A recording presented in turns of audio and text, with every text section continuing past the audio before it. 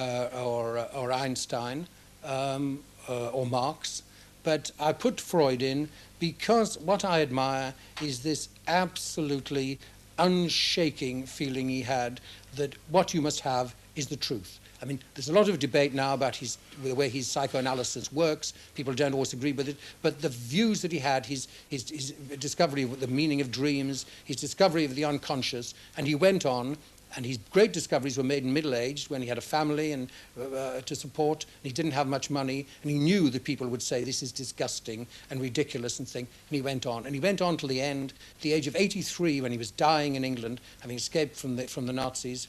A month before he died, he was still seeing patients, and he suffered appalling pain with cancer of the jaw, but he would never take any kind of drug at all. In the last month of his life, he took some aspirin, as far as he would go, because he said, I would rather have my mind clear, though in torment, than have peace and not be able to think properly.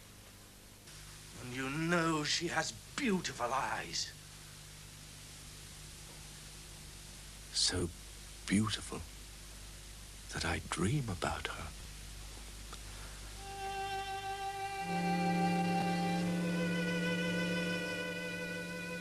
Freud attached great importance to dreams as a means of fathoming the unconscious. Because we're asleep and our conscious mind is off guard, the actions in our dreams, correctly interpreted, give a clear indication of the repressed wishes and anxieties buried in our unconscious mind.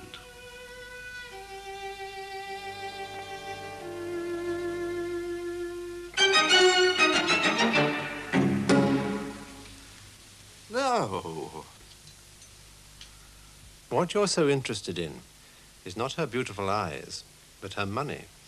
In your dreams, the girl you take to be my daughter stands for the rich cousin your family wanted you to marry. The cow dung is a symbol for money. I suppose you might pick us up on the accuracy of that clip as well, because he would never be seen there actually analysing people in that way, would he? Not at all, no. I mean, one of his things was that you must discover it yourself and you must say it, and all he would normally have said is, oh, is that so, and why do you think that, and what is that to do with it?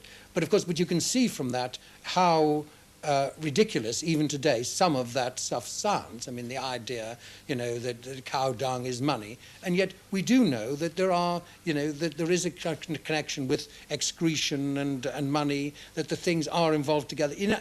In our inner lives, if we ask ourselves, we know that these things are true. And I didn't want to just leave, before we leave Freud, just to say that although he seemed a very austere person, and he seemed somebody who would never be put down by anything, who didn't have any religion, who wanted to see things straight, he had a tremendous sense of humor. And one of the great things, when he left Austria, he was saved by the British and by Mussolini, oddly enough. Mussolini admired him and made representations to Hitler, so he was allowed to escape. And the Gestapo came there, and the Gestapo made him sign a ludicrous form saying that he'd been perfectly treated by they stolen all his money, of course, perfectly treated by the Gestapo, and the Gestapo had behaved in this marvellous way. And he said, yes, all right, I'm going to sign that. I have to get away, didn't care. And he said, well, can I add something to it? And they said, yes. And he added underneath, marvellous, ironic thing, which of course destroyed it all. He said, I can heartily recommend the Gestapo to anyone, as if you were coming out of, you know, like when you write in a boarding house, you write in the book. I was beginning to suspect that you don't believe that people that lighter people, that people with humour, who make their lives out of humour, can be heroic. I mean, could you include one of those? Yes, well, I think, I mean, there are obviously those in the music hall. I brought up in the music hall tradition. My father had been in the music hall. And I admire the way that they lived. And so I admire a lot of people in films, like Walter Matthau. I mean, I think Walter Matthau, with that strange, twisted face, his real name, I think, was Matashansky Aya. And I probably have missed about 3 syllables out. But as one critic once said, no wonder his face looks twisted if he had to say that name. And he went into films, nobody expecting him to be a star, and he played roles of villains or the hero's best friend, or sometimes both, for about 30 years, about 20 years before he became the odd couple, he became the star, and suddenly people thought that a middle-aged man, very sour, very ironic, full of wisecracks, never actually saying what he means, could be very attractive and very sexy, even as an old man. I mean, when he plays an old man, older than himself, he still is an extremely attractive figure, and that in itself is a kind of heroism.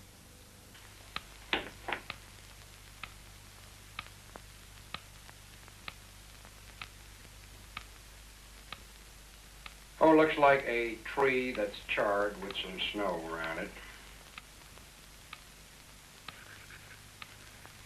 Do you like Alice in Wonderland by Lewis Carroll? I wouldn't like it by anyone else. Do you have any children who must live with you? No. Please answer these questions true or false. Generally, in this world, if you don't look out for yourself, no one else will. False. I frequently give others a helping hand. True.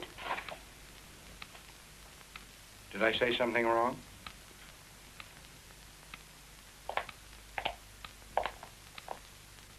Time.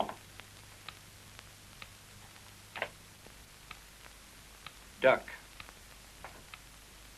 Dog. Nothing. Trees. 2 cows. 2 cows.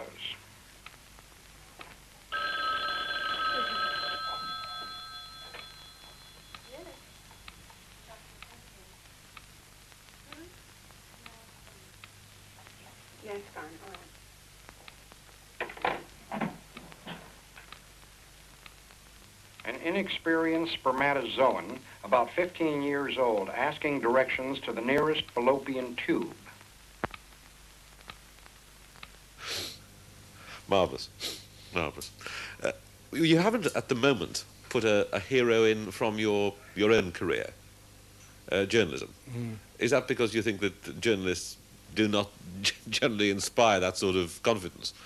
Well, I think there's something to be said for that. I mean, on the whole, journalists are employed by rich and powerful men, and basically what rich and powerful men want to see in print are the things which will keep them where they are.